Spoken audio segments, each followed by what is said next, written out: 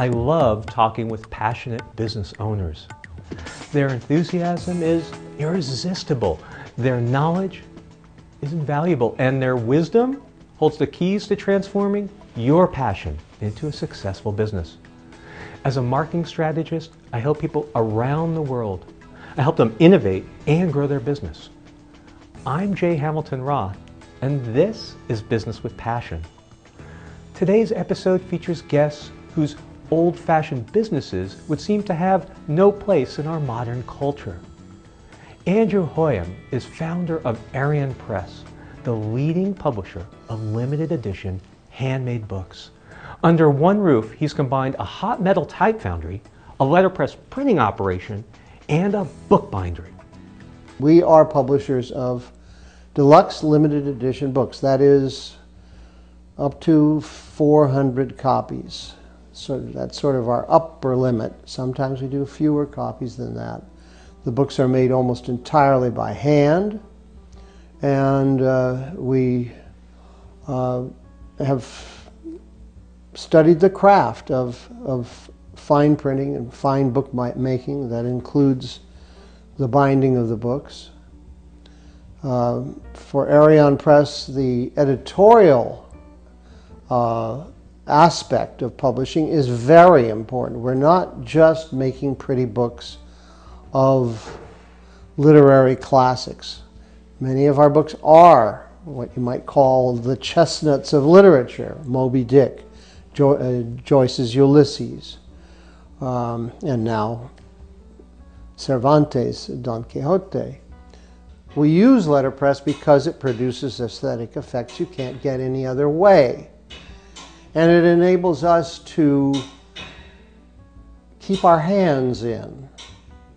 We touch the type, we touch the paper. We arrange things by hand. And that works very well for limited edition printing. It's actually quite efficient. And cost-wise, it can be less expensive than going through the procedures of making plates for printing on a high-speed press that is meant for mass production.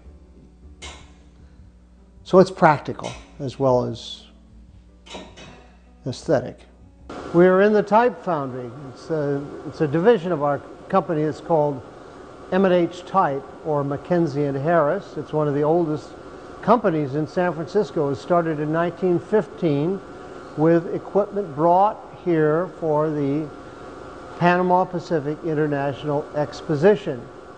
And one of these casting machines, the one being used right now, is the machine that was brought here in 1915 to demonstrate the monotype process.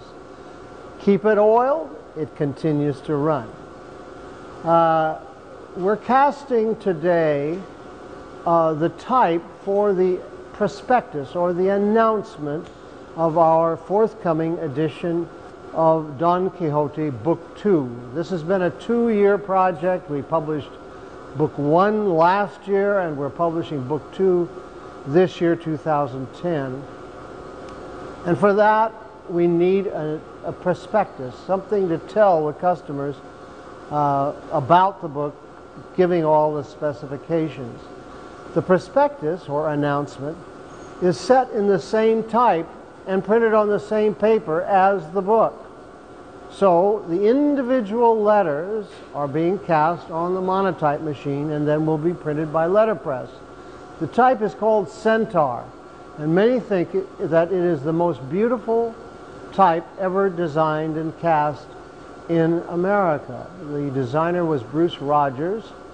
It is a glorious type.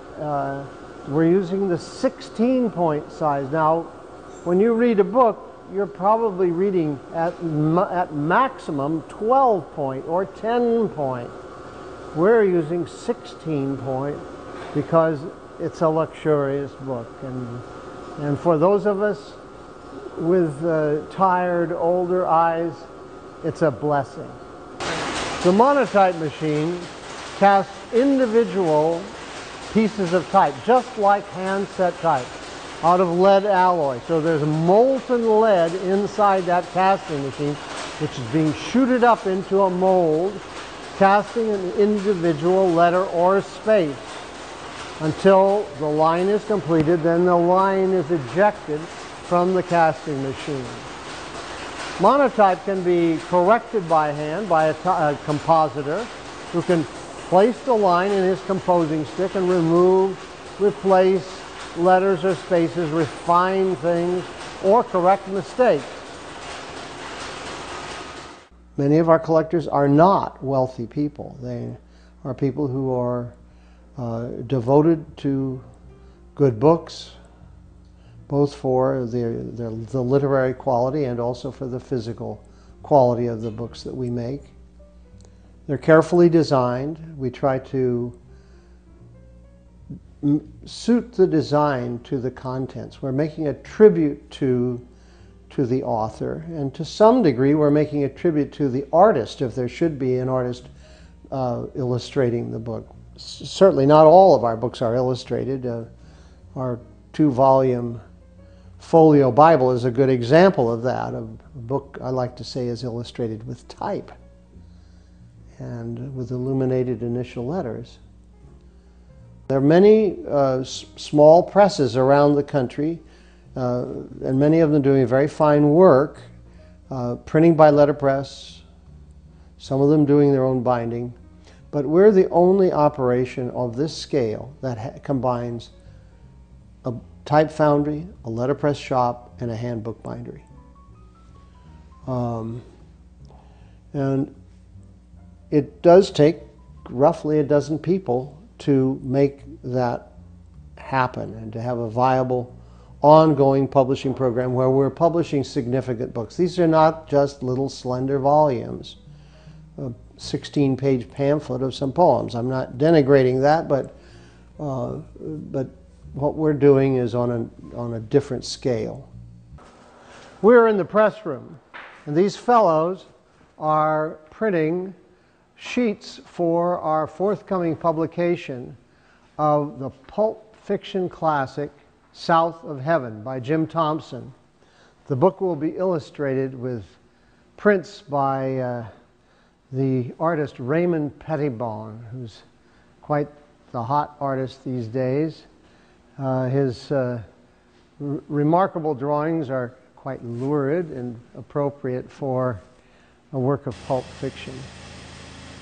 South of Heaven is the last important novel that was written by Jim Thompson, and so we're celebrating his long and illustrious career with this special edition. The illustrations will be printed on red paper. The text, of course, on white paper, and it's the text that's being printed by letterpress just now here in the press room.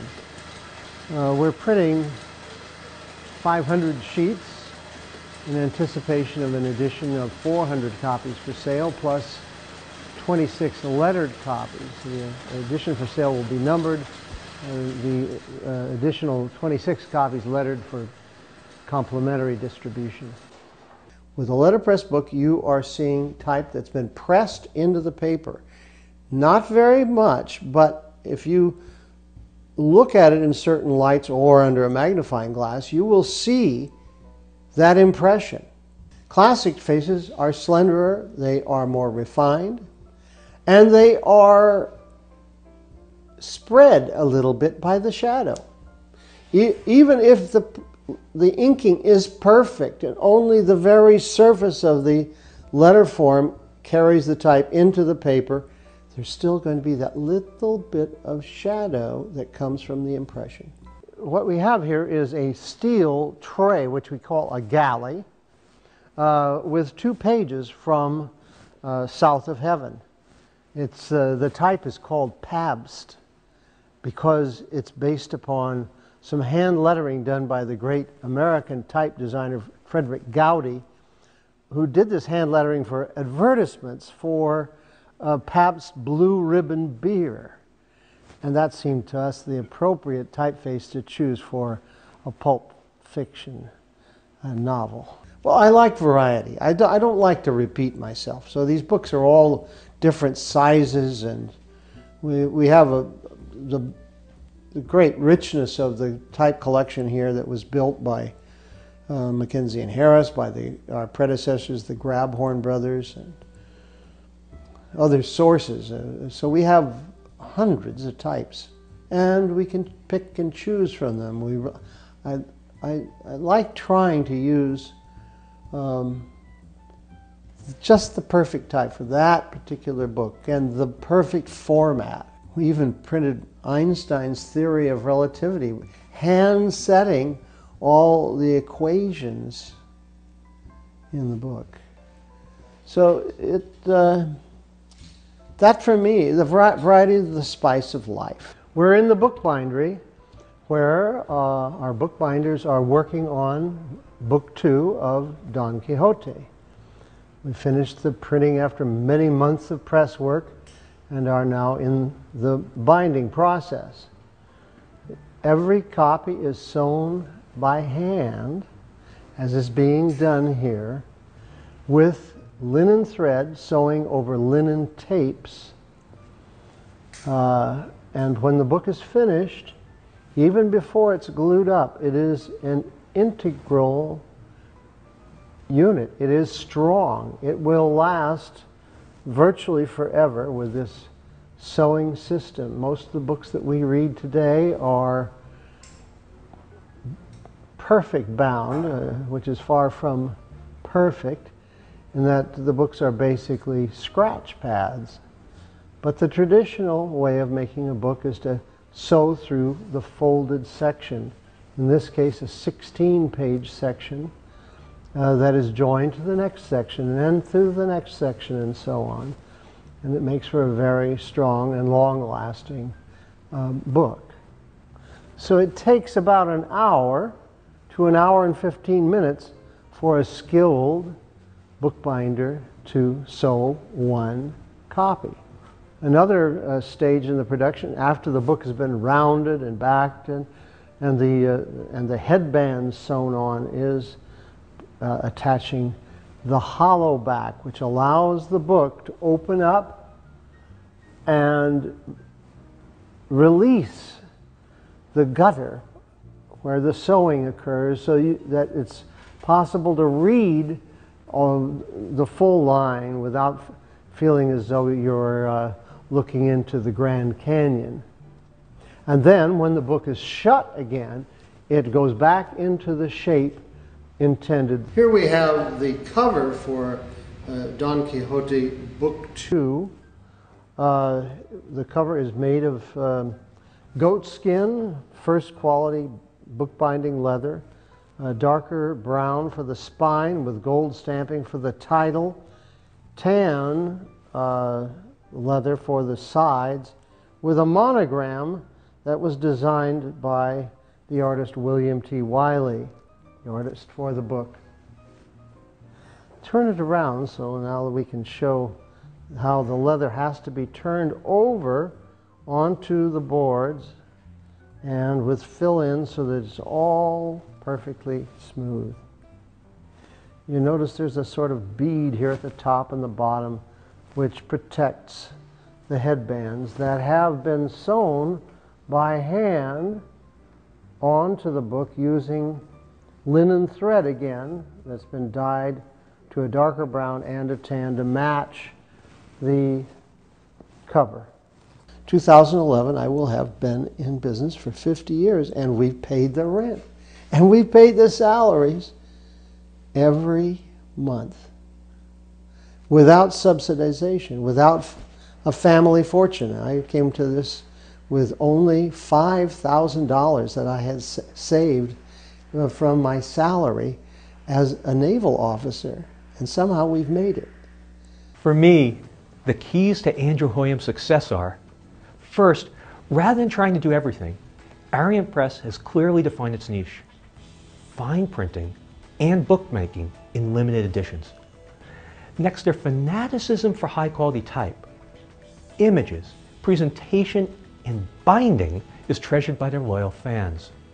And lastly, stretching their project scope both showcases their talents and keeps things interesting. My next guest, Art Rogers, has been capturing the essence of people and places in photographs for over 30 years. He still prefers using technology that's mostly unchanged since the 1800s. When I first started to learn photography was through newspapers and magazines, because that was the dream then. There was Life and Look and Saturday Evening Post. There was the Life magazine photographers and the Geographic photographers were that was the top deal. One of my first jobs was babies in department stores. That's how I learned about babies. I was a teenager. It's how I raised the money to come out to California. And it was one of the most valuable experiences I ever had. By that time, I didn't do anything for, I had to make some money. I had to get some money to come out here. It's the only job I could find. I never thought I would be a baby photographer. I did it for 4 months, which was plenty. It was hard work. I had to travel to a different town every 3 days in the South, North Carolina, South Carolina, Virginia, little department stores. This is before we really had big chains. These were department stores that might have been run by second or third generation. And I would do 30 to 100 kids a day. Well, I decided that I loved doing photographs so much that I really didn't want to have another job in order to do it, because it would take up too much time. So I made a lifestyle decision, and I decided that I would figure out the money. So when I came up here, I actually had taken a little hiatus from photography for about a year. I was teaching at the San Francisco Art Institute, and I tried my hand at some commercial work to try to make money, and I realized that what I really wanted to do was my own work, and that photography really got spoiled for me for a while. My innocence was gone. The photographs that I really, really loved making, I wasn't making. I was making photographs for someone else. And that was just a job, and I didn't want a job. I wanted a lifestyle. So I had moved up here, and then I went back to North Carolina, where I'm from, and brought my camera, kind of pulled it out of mothballs after about a year. And I hadn't been home. Home is now here, but had not been home there for 7 years. So I pulled my little 35mm out and photographed all my old friends and my parents, and it was just a total personal, let's call it a rebirth of sorts. And it just refreshed me. And I came back here, and I started photographing my friends and my extended family. I got involved with the Point Reyes Light. It's our weekly paper. I've been with the Light for 35 years. And every week I produce a photograph in there for the past 35 years from this community. And I put a baby of the month in. I do 1-year-olds from the community. There's never a shortage, that's for sure. I do large groups, churches, hunting clubs. It's a reflection of what life is like here.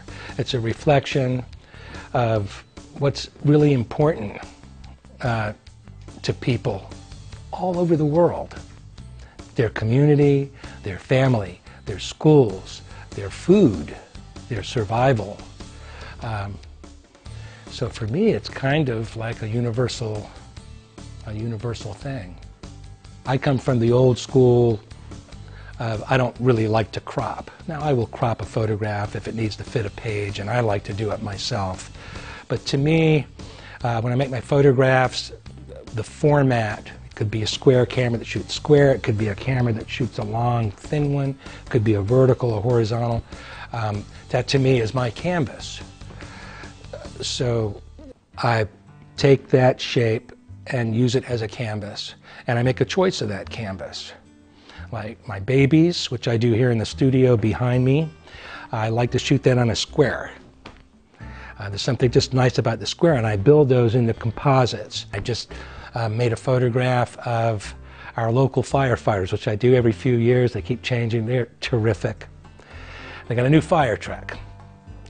So I said, well, you know, I'm going to bring this panorama. It's a a negative that's 12 by 20 inches, and the truck fits perfectly in there. So I thought that would be a nice format for that. But I could have shot it with a horizontal with a deeper frame and get more. But the point I'm trying to make is I compose for that. I try to preconceive everything I'm doing and try to stay open to magic that happens. Because there is magic that happens in any creative endeavor. You know, for many years, I didn't understand why I didn't make any money because I was working all the time. Well, I didn't know what to charge. Is quite frankly what it was. And then I figured out how much money I needed by tracking everything I spent during a year. And not a very outrageous lifestyle. And found out how much I needed to charge. So I have no guilt when I have to deal with sticker shock. I feel bad for people that can't have it. I deal with sticker shock all the time with things that I'd like to have. You know, I can't have that many customers because it takes so long to do this. It's labor intensive. They're silver prints. This is real photographs, they're not digital. I'm told that people spend as much time in front of their computer with a digital printer making a print as we do with silver in the darkroom. And I have worked with digital prints. But from my experience, silver takes longer. You just don't get it as immediately.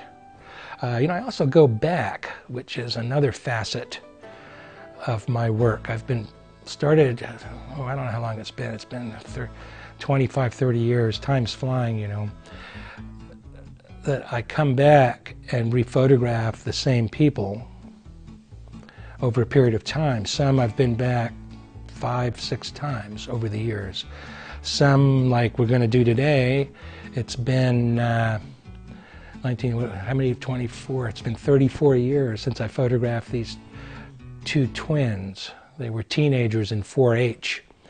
I was out making a photograph for the Point Reyes Light for my column, the family album, of the 4-H kids.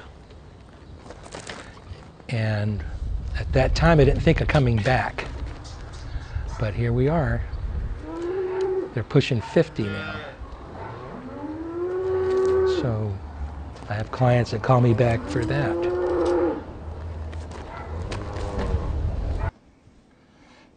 Now, Tim, come a little bit more forward. I'm sorry. Yeah, just a little better. Okay, good. Okay, we got good light again. Pretty good.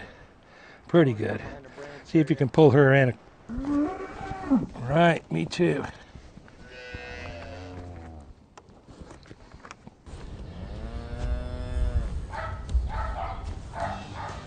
I also go out and I like to work on the ranches and photograph. I like to do landscapes, not necessarily on ranches, and I like to put animate objects. I tried making landscapes without animate objects. It doesn't work for me. I've got to have something in there, an animal, a person, something, some kind of scale. To me, it's empty without people. So I think my landscapes in that sense might be different than an unpeopled landscape. And I put ranch dogs in them and cows. We got plenty of that out here, so so I have that facet. Actually, anything I photograph, I do the way I do it. I have my own vision, and I teach people to do that, to stay in touch with the photographs that they first made, the ones that really excited them. And I think that's true with anything. When you talk about coming from the heart, and that's what that is. And I think if you stay close to your heart and do what you love, I think the money will come. You'll figure it out. After all these years being in this, I've taught a lot of young people and older people in school and in seminars. And one thing that keeps popping up is they start getting frustrated, because there's a lot of pressure to do things a certain way. Things that are in, things that are popular, things that cost money. So my advice to everybody out there, regardless of what you do, is don't do it for the money, unless you just want to do money. And there are great artists who make a lot of money. But if you want to make photographs, you have to make photographs for the love of it, for the process of it. You have to find something deeper. Otherwise, it's just another job, and that's okay. Maybe that's all you want is a job, and that's fine too. I produce shows. I've done quite a few shows at the Marin County Fair and at the Marin Civic Center over the years. You have to remember that, you know, it's taken 40 years to become an overnight success. Okay, so we're opening night at the Mum Napa Gallery, and as you can see, it's a world-class gallery. This is the majority of the work that I've done, but it's happening all the time because I'm a working photographer. It's 2010.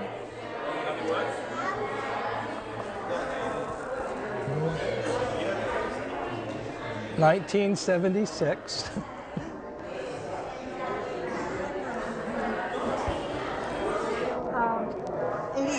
1988. That looks pretty recent, but it's not. 96. 96. 14 years already. 2000. I know that. Art's concept is incredible. The sense of time, and what's really important to me is that it happens in a small town. That there are those of us in this town, and he's documented us as time goes by, kind of, and it's a real gift that we have this behind us, and we know where we were and where we're going and what might happen. I look at what I do to be very, very complex.